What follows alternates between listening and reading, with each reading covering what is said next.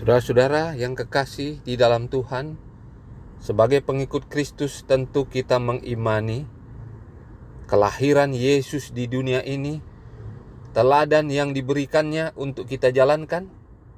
Lalu ketika dia mati di kayu salib, di Golgota, itu adalah pengharapan bagi kita.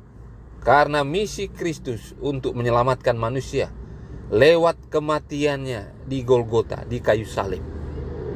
Lalu pada hari ketiga, Yesus dibangkitkan dari kematian. Dan ini memberikan pengharapan yang lebih baik lagi kepada semua pengikut Kristus, bahwa ada jaminan di dalam Yesus Kristus ketika kita percaya kepadanya, menjalankan semua perintah-perintahnya.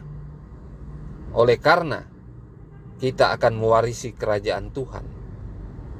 Namun bukan sampai di situ saja. Yesus Kristus sekarang sudah berada di surga, dan dia menyediakan tempat bagi kita. Jadi karena Yesus sudah berada di surga, sudah menyediakan tempat bagi kita, bagi pengikut-pengikutnya yang percaya kepadanya dan yang tetap setia sampai mati, maka kita juga mendapatkan pengharapan yang sama, dan itu sempurna adanya di dalam Yesus. Dan ketika kita mengatakan bahwa kita adalah pengikut Yesus yang sejati, apa yang kita lakukan saat ini sebagai pengikut Yesus?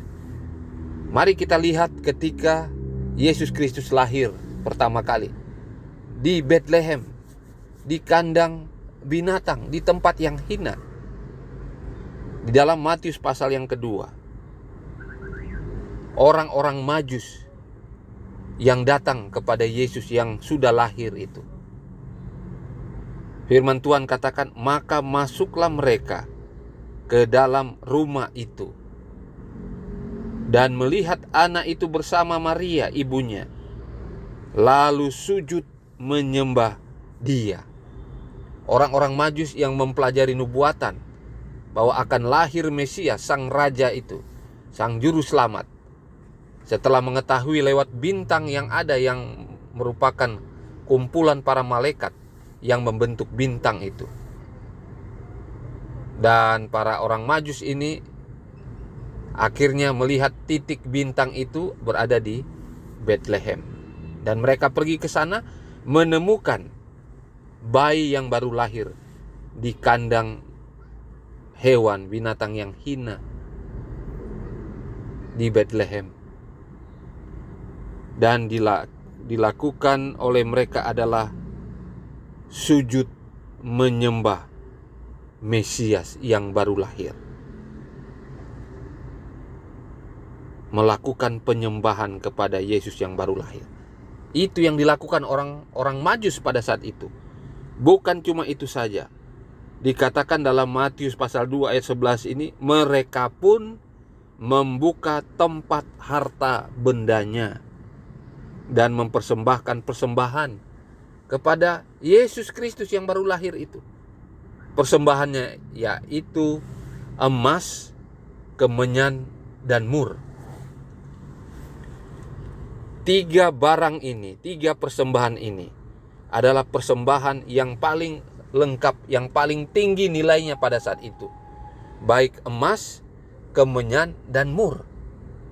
Dan kalau kita mendalami, maka ketiga barang ini adalah simbol dari apa yang akan terjadi kepada Mesias, kepada Yesus Kristus ini. Baik sementara berada di dunia maupun nanti ketika dia sudah kembali ke surga setelah menjalankan misinya di dalam penebusan di dunia ini.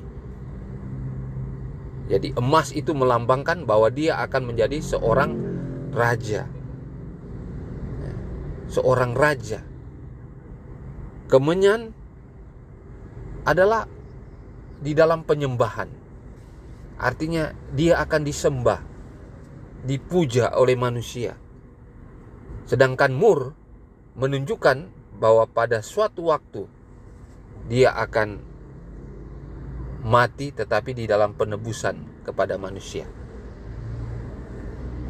Jadi ketiga barang yang diberikan oleh orang Majus adalah yang terbaik, sesuai dengan keadaan yang akan terjadi kepada Yesus Kristus ke depan. Bagi kita yang hidup sekarang ini, apakah kita menghargai Yesus Kristus, menyembah kepada Dia sekarang ini untuk menunggu kedatangannya yang kedua kali? Maka persembahan apa yang akan kita berikan?